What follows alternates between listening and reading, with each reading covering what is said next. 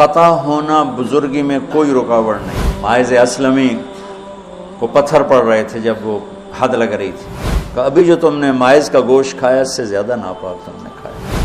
گناہ ہونا انسانی اللہ اور بندے کے تعلق میں رکاوٹ تب بنتا ہے جب اصرار ہو، میں حاملہ ہوں زنا سے، مجھے پاک کریں، اس لیے کبھی کسی کے گناہ پر اس کو حقیر نہ سمجھو۔ ہاتھ جوڑتا ہوں۔ انہو من یتقی، وہ انسان ہی نہیں جس سے خطا نہ ہو، اور پھر وہ انسان ہی نہیں ہے جو خطا پہ شرمندہ نہ ہو، پھر وہ شیطان ہے۔ خطا ہونا بزرگی میں کوئی رکاوٹ نہیں۔ صحابہ کی خطاؤں کو اللہ نے قرآن میں ذکر کیا، صحابہ سے ہر بڑے سے بڑی خطا ہوئی، اس میں ایک پیغام تھا کہ اتنے بڑے مقام والے سے بھی خطا ہو سکتی ہے اور اللہ کے تعلق میں کوئی کمی نہیں آ سکتی۔ توبہ۔ ماعز اسلمی کو پتھر پڑ رہے تھے جب وہ حد لگ رہی تھی، تو دو آدمی آپس میں باتیں کر رہے تھے، دیکھو اچھا بھلا اس پر پردہ ڈال دیا تھا اللہ کے نبی نے، یہ خود ہی اپنے آپ کو ذلیل کر کے آ گیا۔ تو جب وہ ان کا انتقال ہو گیا اور وہاں سے واپس ہوئے تو راستے میں ایک گدھا مرا پڑا تھا، تو آپ نے کہا ان دو آدمیوں کو بلاؤ، وہ دونوں آ گئے۔ آپ نے فرمایا اس کا بیٹھ کے گوشت کھاؤ۔ یا رسول اللہ، یہ آپ کیا فرما رہے ہیں؟ ناپاک، حرام، مردار۔ کہ ابھی جو تم نے ماعز کا گوشت کھایا اس سے زیادہ ناپاک تم نے کھایا۔ کہ تم اس کی غیبت کر رہے، اور میں محمد مصطفیٰ اللہ کی قسم کھا کے کہتا ہوں میں اسے دیکھ رہا ہوں جنت کی نہروں میں نہاتا پھر رہا ہوں۔ گناہ ہونا انسانی اللہ اور بندے کے تعلق میں رکاوٹ تب بنتا ہے جب اصرار ہو، کرتا ہی جائے کرتا ہی جائے، اس لیے کبھی کسی کے گناہ پر اس کو حقیر نہ سمجھو۔ ہاتھ جوڑتا ہوں۔ کسی کو حقیر، کسی سے نفرت نہ، اپنی نیکی کے تکبر سے بچو۔ اللہ کی قسم، نیکی کا تکبر پیسے کے تکبر سے بھی زیادہ خوفناک ہے۔ ہم ایسے، ہم ایسے، تم ایسے، تم ایسے۔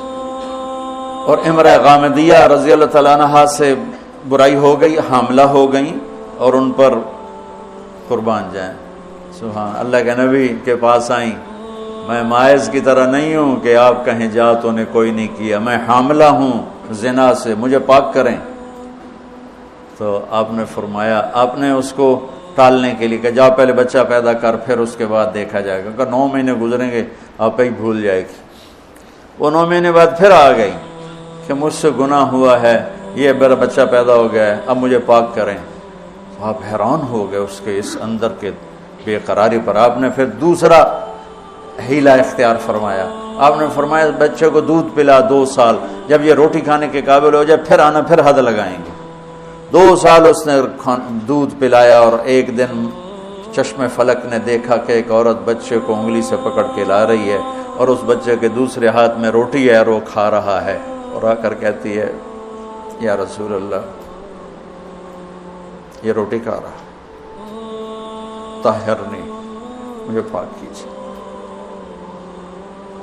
میرے نبی کے بھی آنسو نکل آئے۔ تو آپ نے فرمایا اس بچے کو کون اپنا بیٹا بناتا ہے، میں ضمانت دیتا ہوں جنت میں وہ میرا ساتھی ہوگا۔ تو ایک انصاری صحابی نے اٹھ کر کہا یا رسول اللہ میں اس کو اپنا بیٹا بناتا ہوں۔ اتنی بڑی بڑی ہستیوں سے گناہ ہو جاتے ہیں، لیکن ہم کہتے ہیں یا موسیٰ یا فرعون۔ وہ جو ایک احمقانہ شعر ہے، دورنگی چھوڑ دے یا کرنگ ہو جا، سراسر موم ہو یا سنگ ہو جا، کسی بیوقوف شاعر نے یہ شعر کہا۔ تو ان پر حد لگی تو خون کا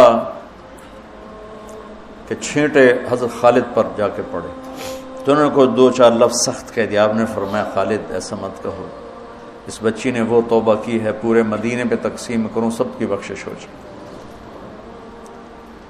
انہو من یتقی، بڑے سے بڑے سے بھی ہو جاتا ہے۔ سارعوا الی مغفرۃ من ربکم وجنۃ عرضها السماوات والارض اعدت، بولو للمتقین۔ کون ہیں؟ الذین ينفقون فی السراء والضراء، جو تنگی اور فراخی میں خرچ کرتے ہیں، والکاظمین الغیظ، جو غصے کو پیتے ہیں، والعافین عن الناس، جو لوگوں کو معاف کرتے ہیں، واللہ یحب المحسنین، اللہ احسان کرنے والوں کو پسند کرتا ہے۔ اب آگے بھی تقوی والے ہی آ رہے ہیں۔ والذین اذا فعلوا فاحشۃ، فاحشہ میں نے بتایا تھا نا قرآن میں کس معنی میں آتا ہے، اور یہ کس کے بارے میں؟ اللہ اکبر،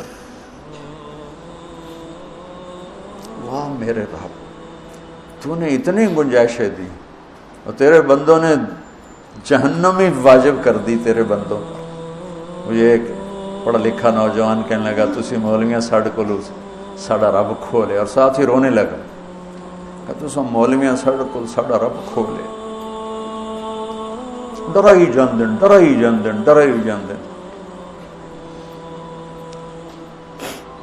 والذین اذا فعلوا فاحشۃ، یہ بھی تقوی والے ہیں، او ظلموا انفسهم، یہ بھی تقوی والے ہیں، ذکروا اللہ فاستغفروا لذنوبہم ومن یغفر الذنوب الا اللہ ولم یصروا علی ما فعلوا۔ یہاں آ کے جدا ہو گیا، متقی اور فاسق جدا ہو گیا کہ متقی بھی یہ سارے گناہ کر سکتا ہے لیکن وہ چھوڑ دیتا ہے، اصرار نہیں کرتا، روتا ہے، معافی مانگتا ہے، اور جو بدماش ہوتا ہے وہ کرتا جاتا ہے، وہ کہتا ہے ویکھی جائے گی ویکھی جائے گی۔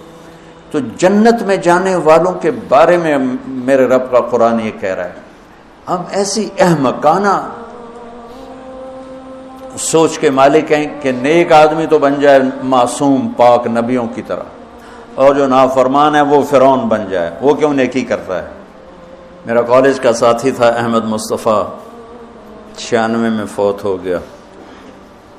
اس کا چلہ لگا تو سارے عیب چھوٹ گئے، صرف شراب رہ گئی تھی، تو وہ نشے میں اس کے دوستوں نے اس کو گھر کے دروازے کے سامنے اتارا تو وہ دروازے پر ہی گر کے پڑا ہوا تھا۔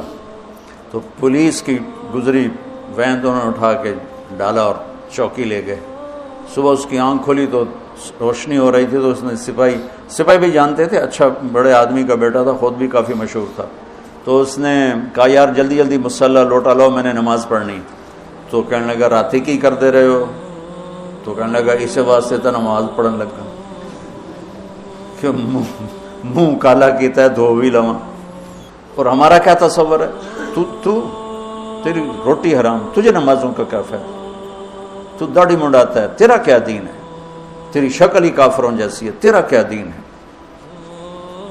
ہمارے دیندار طبقے نے بے دینی کو پروموٹ کیا نفرت کر کے۔